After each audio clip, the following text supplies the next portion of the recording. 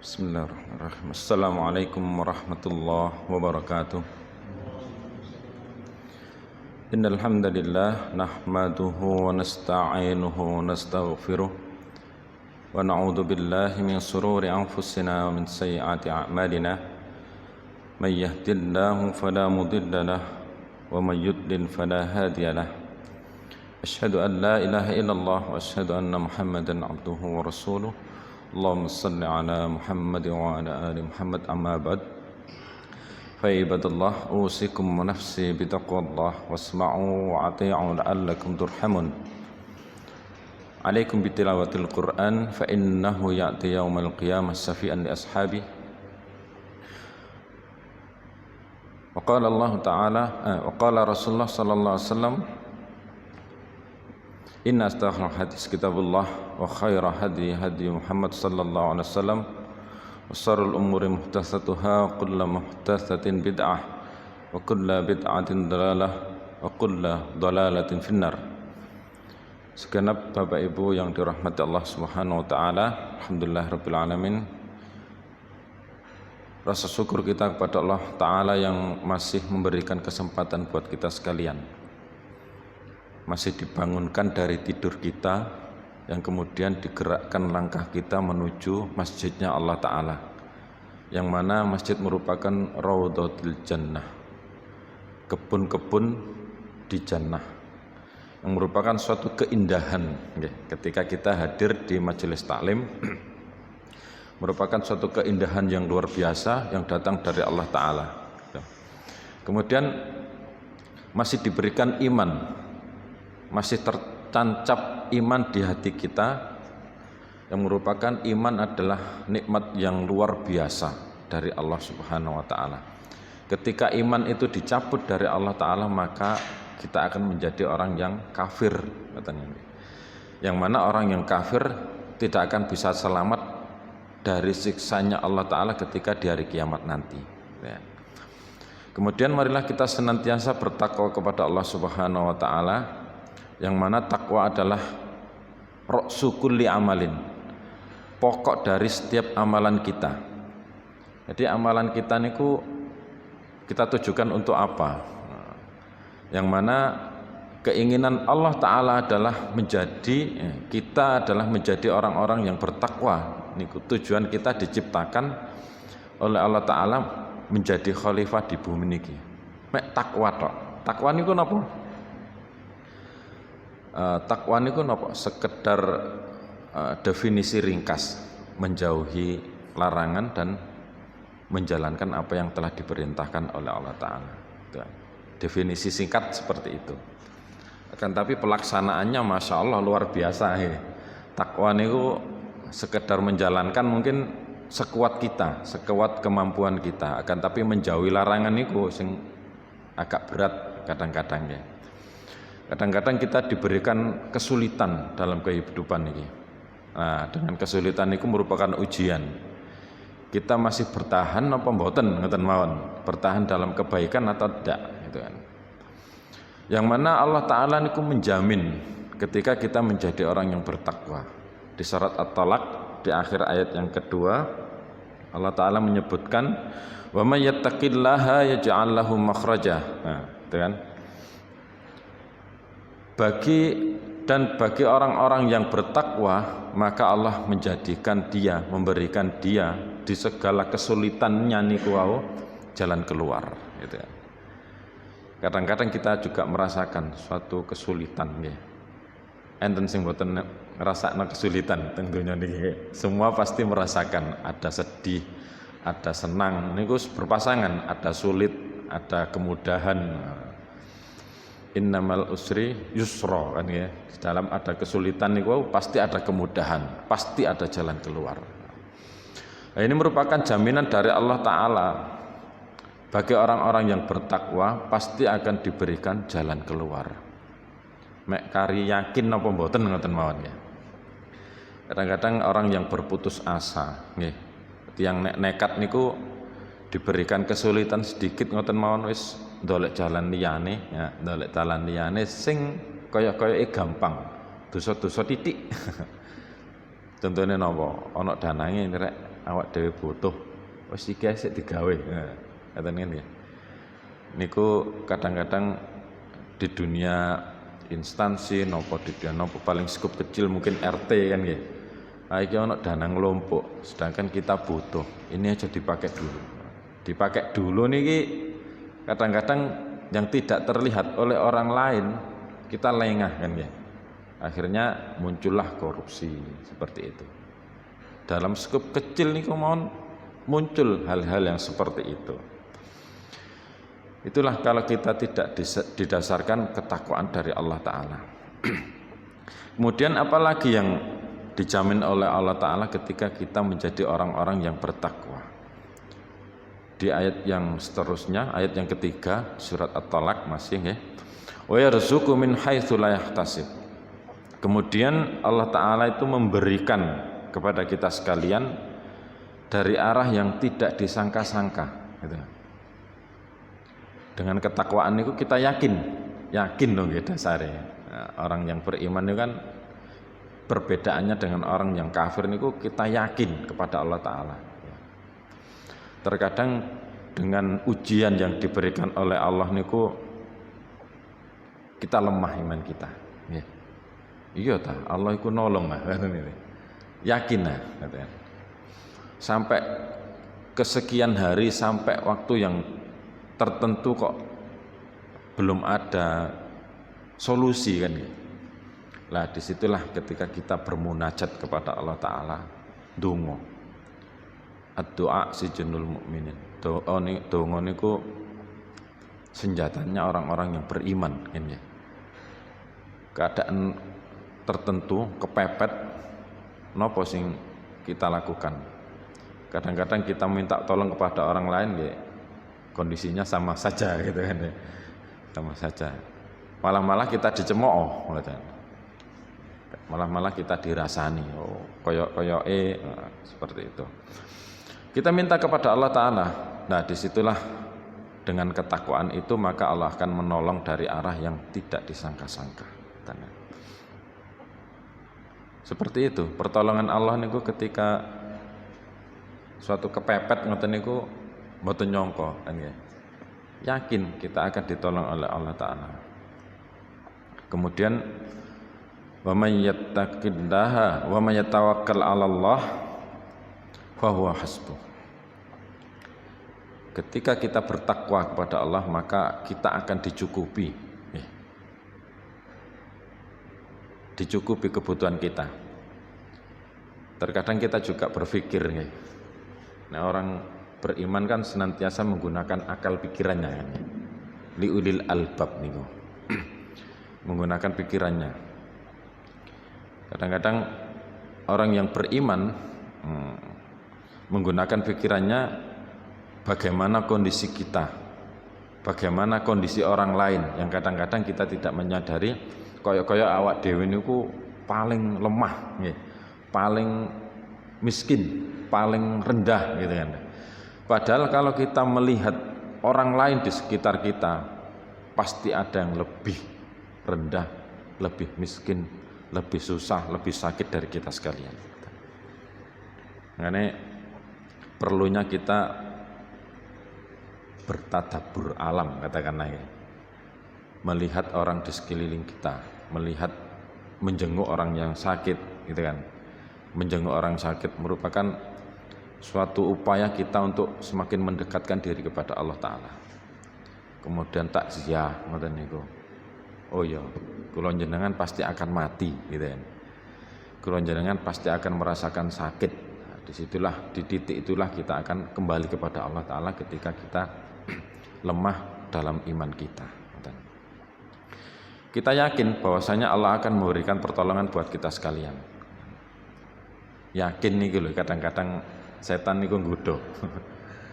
Iya ta, Allah iku nolong. Kamu wis kepepet lho iki. Wis gawe ya iki lah sik.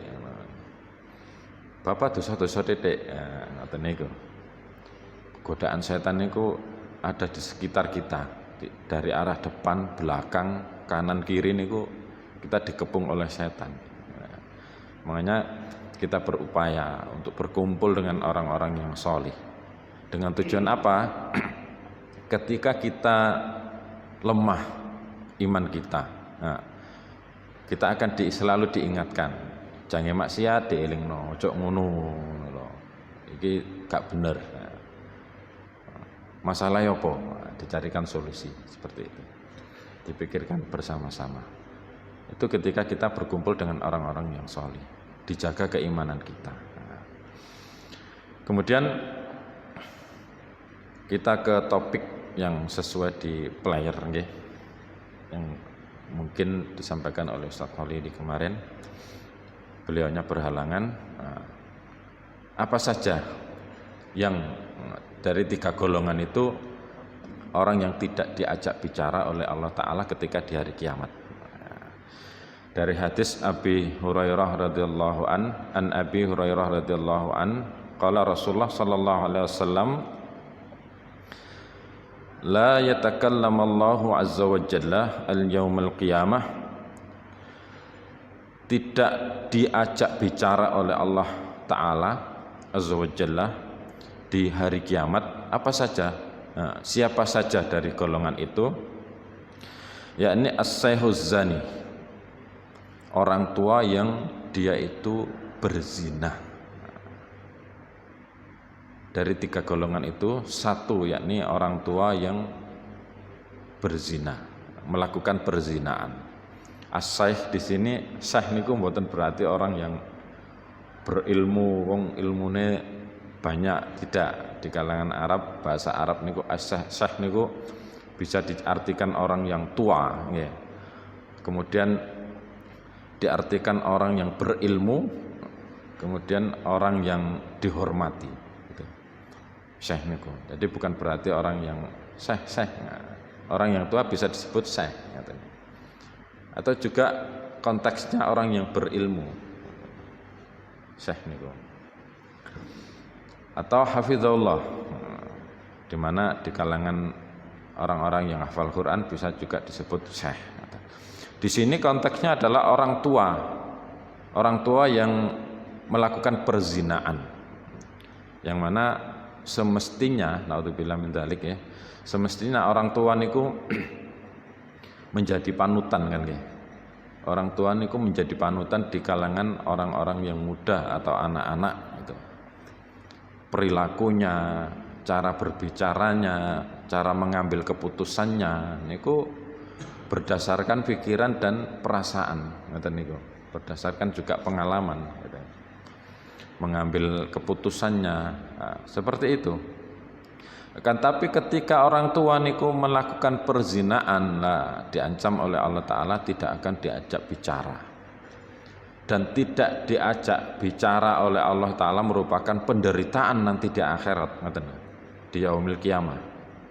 Merupakan salah satu siksaan dong nggih. Teng donya mawon nek kula jenengan mboten dijak ngomong kali rencange sing biasae omong-omongan kan nggih, perasaane luar biasa ngoten nggih. Perasaane gak enak, gak nyaman kan seperti itu. Apalagi nanti di akhirat tidak diajak bicara oleh Allah Ta'ala. Harapan kita ketika di dunia merupakan nikmat yang besar, nanti di akhirat di hari kiamat adalah berjumpa dengan Allah Ta'ala. Nikmat yang paling tertinggi nih kok. Seperti itu. Jadi orang tua yang mestinya menjadi panutan malah berlaku zina. Nah, siksanya seperti itu, tidak akan diajak bicara oleh Allah Ta'ala. Kemudian yang kedua, al-ailu mashu. Ya. Dari golongan yang kedua adalah orang miskin namun perilakunya sombong. Al-ailu, orang miskin, orang yang lemah, orang yang miskin dari segi perekonomian.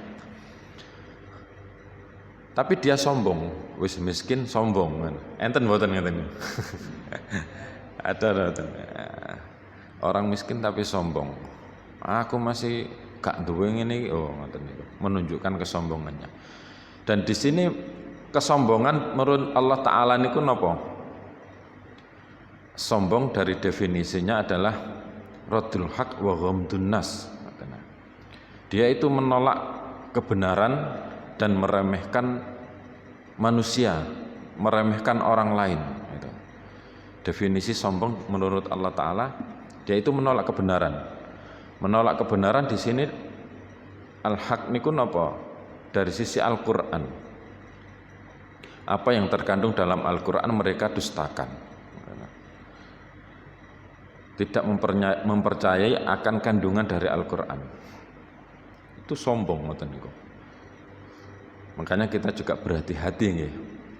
Berhati-hati, terkadang kita tidak mengakui, tidak mempercayai salah satu ayat dari Al-Qur'an.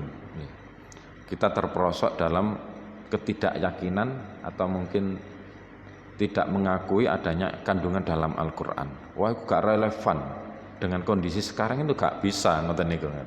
Mungkin berpikiran seperti itu, tidak mengakui adanya Al-Qur'an. Satu ayat saja yang didustai, maka itu merupakan sama dengan mendustai dari seluruh Al-Qur'an. Yang mungkin sering disampaikan itu di kalangan ibu-ibu, nggih. Sing ayat masna wa sulasa niku lho nggih. Itu kan merupakan ayat yang paling dibenci mungkin nggih. Gak seneng blas. Nek sing enak sing lanang tok diberikan kesempatan untuk masna wa sulasa, nikah lebih dari satu. Wonten kira-kira ngeten iki. Bapak-bapak nang mriki niku lho wonten. Masna wa sulasa niku. Mboten wani. Masa dikai kesempatan monggo ya, silahkan ya. Gak bakalan wani. Situk repot gak karu-karuan nggih. Awan karo awan, bengi karo bengi ngoten iki. Gak kok berleren kadang-kadang. Adik nantang-nantang masna. Oh, ndolek rekoso iki. Ndolek musuh. Lah, walaupun kita itu mengaku itu ayat Allah Ta'ala nggih, akan tapi dalam perasaannya gak seneng blas ngoten ya, benci katakan nggih ambek ayat iku. Lah, hati-hati, jangan-jangan itu merupakan salah satu kedustaan dalam tidak mengakui adanya Al-Qur'an. Satu ayat tok niki lho nggih. Nah, seperti itu. Itu didefinisikan, digolongkan dalam orang yang sombong. Kemudian radul haq wa ghamdun nas, meremehkan orang lain. Meremehkan orang lain dalam artian dukoniku walah dumene yo padha-padha melarate ae ngene. Padha-padha melarate ae kok. Meremehkan orang lain. Contohnya apa? Meremehkan orang lain nggih, merendahkan orang lain ngoten nggih intine niku. Sawangane koyo ngono wae. Intine meremehkan orang lain. Merendahkan orang lain. Kalau mungkin kita tidak berbicara nggih, mboten ngucap nggih, akan tapi tangan kita. Nek saniki nang media ngomentari ngoten niku. Mengomentari sing intine merendahkan orang lain. Nah, sama saja ngoten niku. Niku malah lebih luas lagi. Mari nulis di follow up, disampaikan, dikirim duka teng Facebook, duka teng Instagram, yang artinya itu dilihat, dibaca oleh orang lain. Masya Allah niku malah menyebar mboten karu-karuan, mboten tidak ke satu orang, dua orang, tapi ke semua orang yang melihat di media niku wau ngoten nggih. Makanya kita berhati-hati. Komentar-komentar ngoten niku teng media-media niku jangan-jangan kita terperosok dalam niku wau ngoten. Meremehkan orang lain, menghina orang lain ngoten nggih. Mek sekedar nulis tok ngoten niku. Posting ngoten niku. Berhati-hati sekarang niku. Kemudian golongan yang ketiga, wal imam al-kadzibah, seorang pemimpin yang dia itu berdusta, omongannya dusta, gampang bujui bawahannya, gampang bujui rakyate ngoten niku. Enten mboten ngoten niku. Pimpinan yang berdusta, bohong ngoten niku. Sak gedabrek nggih. Sak gedabrek. Pimpinan-pimpinan sekarang yang mungkin cara kita memilih seorang pemimpin kan nggih damel demokrasi kan nggih. Suara terbanyak. Nah, kadang-kadang suara terbanyak niku dimanfaatkan oleh orang-orang yang berkepentingan niku dengan apa? Menyuap, memberikan tip, ngoten niku. Yang tadinya suaranya lemah, nah, dengan sogokan, dengan amplop niku wau menjadi kuat, menjadi terpilih. Nah, seperti itu. Akhirnya dengan yang dikeluarkannya niku wau banyak kan ya. Oh, dadi kepala desa mau nenten sampai 2 miliar ini. Kepala desa niku miliaran ya. Makanya pun berpikir tadi pimpinan lah ngoten mawon. Pimpinane lurahe rumah tangga mawon, bapak rumah tangga mawon, bapak kepala keluarga mawon. Niku mawon kadang-kadang abot nggih. Kita akan dimintai pertanggungjawaban nggih. Kullukum ra'in wa kullukum mas'ulun an ra'yatihi. Loh, ngoten lho. Setiap-tiap dari kalian adalah pemimpin dan dari kepemimpinan kalian akan dipertanyakan nanti di akhirat ngoten. Walah aku gak dadi lurah kok ngoten. Kullukum ra'in, tiap-tiap dari kalian adalah pemimpin ngoten lho. Dan nanti akan dimintai pertanggungjawaban di hadapan Allah Ta'ala. Ngurus anak piye, ngurus istri, ngurus napa niku keluarga piye, dimintai pertanggungjawaban. Mboten titelmu apa mboten. Sebagai kepala keluarga pasti akan dimintai pertanggungjawaban. Mboten merasa aku gak dadi lurah kok gak apa-apa, gak dadi presiden kok mboten masalah. Ndak. Masing-masing kita adalah pemimpin, apalagi pemimpin yang membawai banyak orang ngoten niku. Kemudian diwarnai dengan kebohongan-kebohongan. Oh, dana yang masuk itu sekian ratus juta ngoten niku. Kan sakniki marak nggih, viral dana hibah niku lho. Nah, niku masuk sakniki masuk sak pribadi. Nah, niku bahaya nanti. Dimintai pertanggungjawaban. Teng donya mau dihinakan kan nggih. Ketika dia ketahuan korupsi maka dia akan dihinakan di hadapan khalayak manusia, apalagi nanti di akhirat. Dan tidak diajak bicara oleh Allah Ta'ala. La yatakallamallahu azza wa jalla. Tidak diajak bicara oleh Allah azza wa jalla.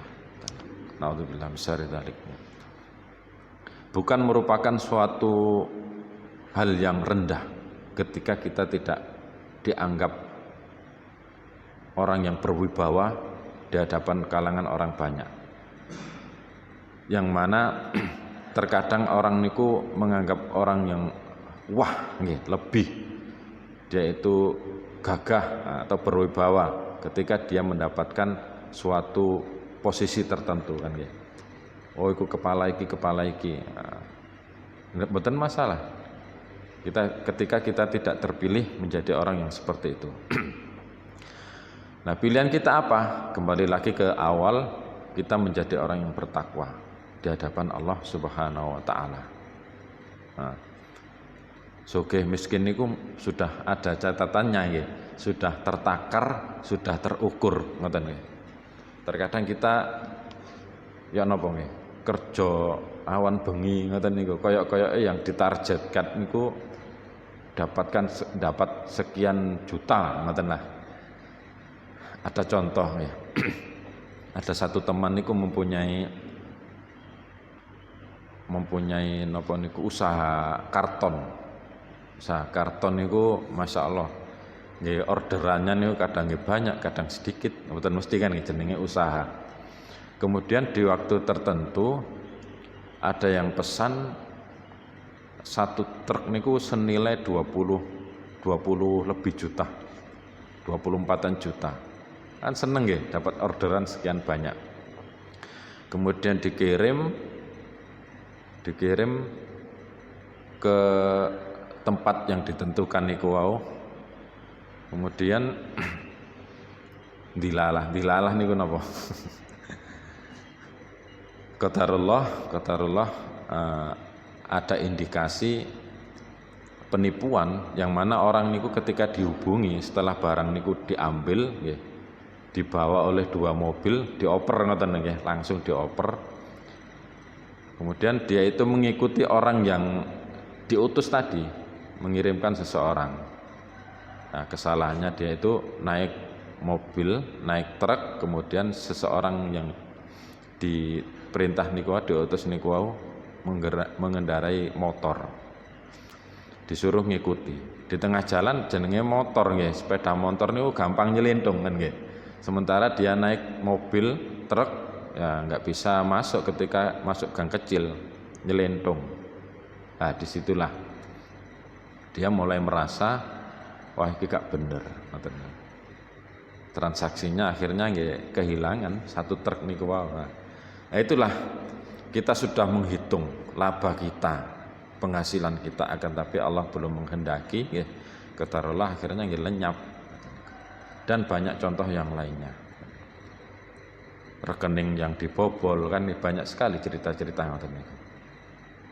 Ya, mungkin niku dari segi teknis mungkin kesalahan ya, akan tapi pokoknya adalah kehendak dari Allah Subhanahu wa taala.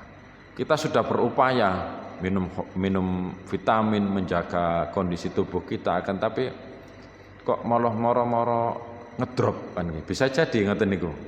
Sore enak, pagi sakit ngoten niku. Atau kita sudah berusaha olahraga semaksimal mungkin ya. Jenenge penyakit niku kan nggih masuknya tidak kita harapkan ya. Masuknya moro-moro masuk ngoten. Tidak masuk. Sakit. Nah, itulah kita bisa berupaya, akan tapi akhirnya adalah merupakan ketetapan dari Allah Subhanahu wa taala. Mudah-mudahan dari satu hadis kita bisa mengambil pelajaran bahwasanya kita berhati-hati.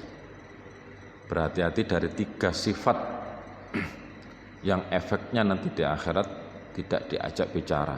Mboten kok dilirik. La yang zurullah, mboten tidak diperhatikan oleh Allah Ta'ala. Tidak, lebih dari itu tidak diajak bicara oleh Allah Ta'ala.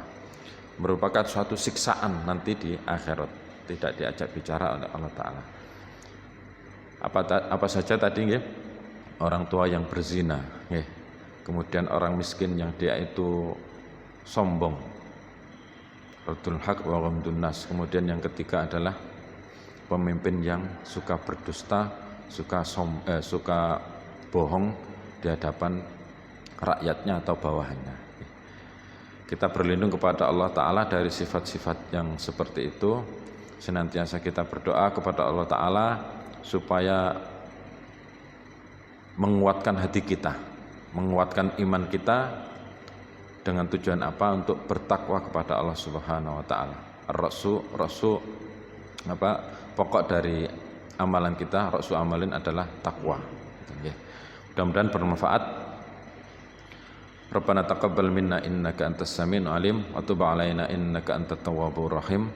Wa akhiru qawli hadza astaghfirullah li wa lakum. Subhanakallahumma rabbana bihamdik asyhadu an la ilaha illa anta astaghfiruka wa atubu ilaik. Wa akhiru kalam. Assalamualaikum warahmatullahi wabarakatuh.